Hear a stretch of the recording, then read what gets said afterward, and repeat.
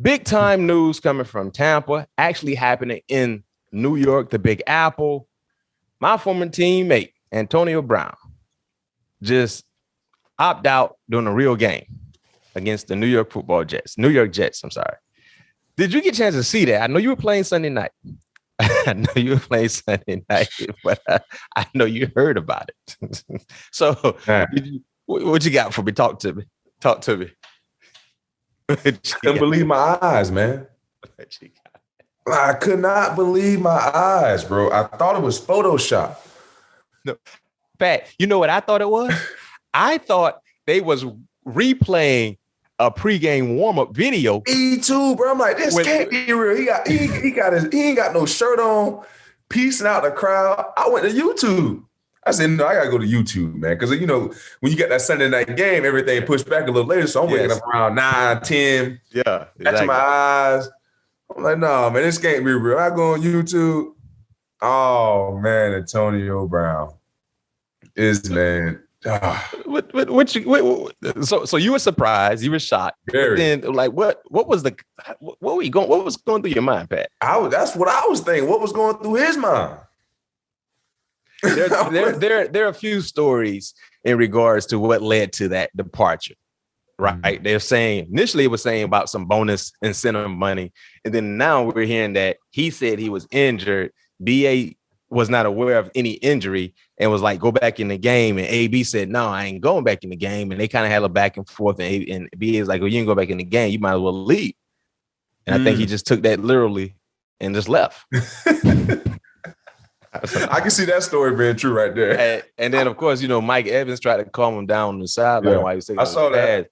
And when AB already on that, he at that point of no return, he was like, man, screw all this. I'm gone. So let me ask you this question. You're still active. You're an active player. If you were a part of the Tampa Bay Buccaneers roster right now, would you want him? Would you feel like, no, don't cut him, give him another shot? Or you'd be like, man, you got to go. Tell us why. I mean, because not only this is like your third or fourth chance, like your God knows how many strikes that you had. Well, remember, he just was suspended 3 games for the fake vax call. Wasn't this his first game back or his second game back? Second game back. First game was last week against Carolina. Yeah, second game back. Obviously, you know the ice that you're on as it is. Yeah. And Bruce Arians also said that there wouldn't be any more error, any room for error regarding AB. He did say that when they welcomed him back from that. Man, you understand the situation. Like, you know, I can't, you know, obviously I don't know what was going through his mind. Obviously something pushed him to that limit to do what he was able to do. But yeah, he got to go, man. You got to, because it's more than a distraction now. Like it's internal. Like, you know what I mean? Like we can't function with nobody like that on the squad. You know what I mean? So because at the end of the day, how can we focus on winning a championship when we don't know how this person gonna act when something don't go his way? You know what I mean? We're supposed to be in this thing together. And also, too, you look at his behavior after it happened. It wasn't like he went into the locker room and he kind of thought about it like, man, I screwed up. Let me wait for the guys. Let me apologize, you know, the right way, man to man, team to, you know, to my teammates and my coaches. And let's try to see if we can make it right. He instantly left, you know, called the driver. The driver went viral with him, you know, video him in the back of the seat. You know, you see that video?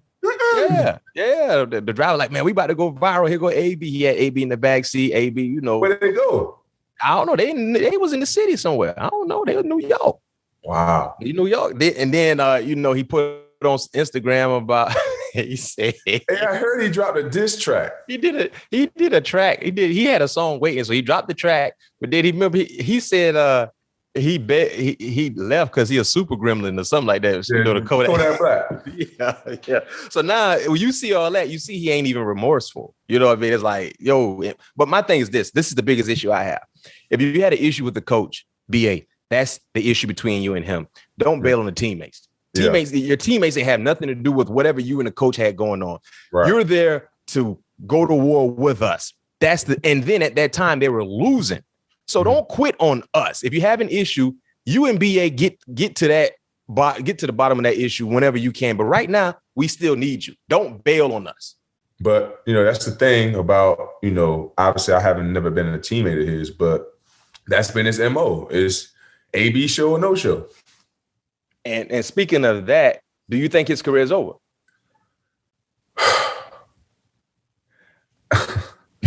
I mean, it's hard to say because, you would think that it would be over. Yeah. You know what I mean? Off some of the things that he's done. But it's hard to say, man, because he had this many strikes. Hell, who knows who will be willing to give him another strike? I think about this. I think it is too. But the reason he got the opportunity to go to New England was because of Tom. Tom played a big part in him going to New England. I think now there's no one that can handle him. So I think it's probably. And Tom also played a big part in him getting to Tampa. Right. So Tom is a voice that we all would respect. I don't know if there's anybody that will be willing to go on the line for him now, seeing exactly what he did in his last stint. Not to mention the respect that, remember, he talked so highly of Tom Brady. So now you're just basically telling Tom, man, forget everything you did. Remember, he stayed at Tom Brady's house when he first got to Tampa. I know, man. Like, it's a sad story. This might be one of the biggest falls from grace when it comes to productivity that were not substance related based on what we know. Usually guys' career end because of some type of substance abuse. Yeah. His career probably is ending because he just don't know how to behave. Yeah. Do you think he's a Hall of Famer?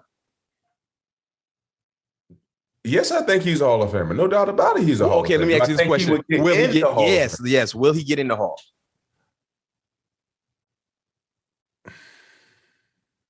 I don't know. Will he get in the Hall? I think eventually he will. You think so? I don't think. That's a tough one, Pat. It is, man. It really is. Because at the end of the day, if you think about it, the Hall's supposed to be off what you do on the field, right? Yeah. Apparently, what he did off the field, that's almost, I know T.O. didn't go to this extent, but it's kind of like the same. Well, but I'm talking about in the standpoint of the time frame that Antonio Brown was able to do it. Obviously, you talk about football talk. He no question, he's a Hall of Famer. He's a first ballot. Now, will he get in? Right, and I'm just talking about obviously T.O. problem was like with the media, how the media perceived him portrayed him. Yeah, because we've had. Who did we have on the show? And there was a teammate of T.O. and said he was a great guy. Yeah, he said he was the greatest teammate. I can't think of it. That was Marcus Spears. Yeah. That was Spears. Yep. Yeah. When he was with Dallas. And there have been a lot of people that played with T.O. that have said he was a great teammate. It seemed like the only issue that T.O. had with a former teammate was probably the Donovan McNabb situation. Yeah. Now, my thing is this. With AB. Yeah, he got problems with his teammates. It's more about because he kind of bailed on the Raiders. Yeah. Heck, he bailed on Pittsburgh. You remember that Cleveland game where he didn't play, but he stood on the sideline with a fur coat? Yeah, he bailed on every team he played for. And then I think what will hurt him in getting into the Hall, and maybe I'm wrong, I don't know. I'm just giving my honest opinion. What he did Sunday on the field was visible for everybody. Yeah, that's embarrassing to Shield. That's the thing. Yeah. Like we see that. We saw that. We didn't see everything that happened in Pittsburgh behind the scenes. Yeah. We didn't see everything that happened in It came to light. It came to light for sure. That right there was visible. Brighter light. Yeah. Like you said, when you saw that, you was like, wait a minute. What? Yeah. I was like, this can't be real. I thought it was pregame warm-up. I said, why are they showing pregame warm-up while the game has already been played? Well, I mean, hopefully my thing is this. I think there are so many people that may be associated with him that don't want to speak up and say, all right, bro, you tripping. You know what I mean? Because come on, bro. Like if AB just kept his head straight, AB would have been, I felt like his trajectory was headed to one of the best to ever play the game. Like it was going to be Jerry Rice. It was going to be Antonio Brown. That's how I feel.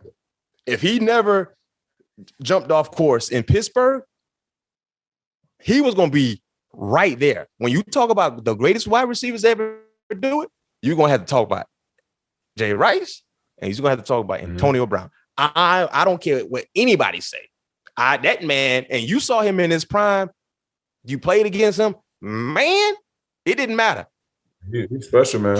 He was, man. And that's why it's so sad. It's like, man, the way he was able to be an influencer in the game. So many people looked up to him that didn't know him because of his work ethic and how successful he was. And just to kind of crumble it up and throw it in the trash can. That's tough, bro. Yeah. That's and the thing about this, though, Pat P, the man was away from the game for over a year, jumped right back in and was taking names. Right. Think about what he was doing last year. Heck, he missed 3 games because when he was hurt and he was suspended last week. 15 targets. And brought in 12, if I'm not mistaken. Yeah. And he was doing it against Stephon Gilmore. Yeah. So you know how some guys are not still able to dominate, especially being away from the game.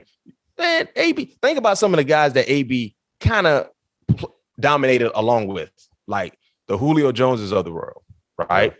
You can throw in AJ Green. Yeah. DeAndre's younger than him, but of course, DeAndre's still in that mix. Yeah. Man, right. And DeAndre's hurt right now, so he's not really in that category, but Julio ain't doing what Antonio was doing before this whole issue happened. Yeah. So we're going to see. We're going to see, but that's a talking point, but I don't know if he gets into the hall. I don't know if he plays again, and I hope everything works out for his best interest and being just a better person.